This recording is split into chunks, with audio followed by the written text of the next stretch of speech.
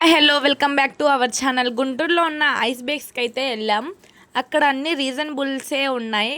అయితే నేను కొన్ని అయితే తీసుకున్నాను అనమాట. ఇవన్నీ బిల్స్ అయితే 500 అయినాయి. మా మమ్మీ అయితే ఇలా తిట్టింది గాయస్. బట్ ఎనీ హౌ నాకైతే సాటిస్ఫాక్షన్ అయితే కలిగింది. అక్కడ టేస్ట్ విషయానికి వస్తే సూపర్ ఉంది.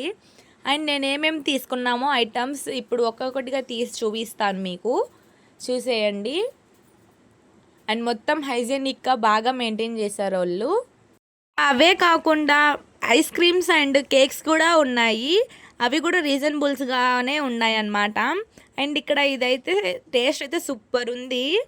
అండ్ దీని పేరు అయితే మర్చిపోయా guys, sorry for that. And ఇది చూడండి అసలు ఎంత బాగుందో, యూనిక్ మోడల్లో సూపర్గా ఉంది. అండ్ ఇది వచ్చేసరికి షవర్మా గాయస్. ఇలాంటి షవర్మా నేను ఎక్కడైతే చూడలేదు.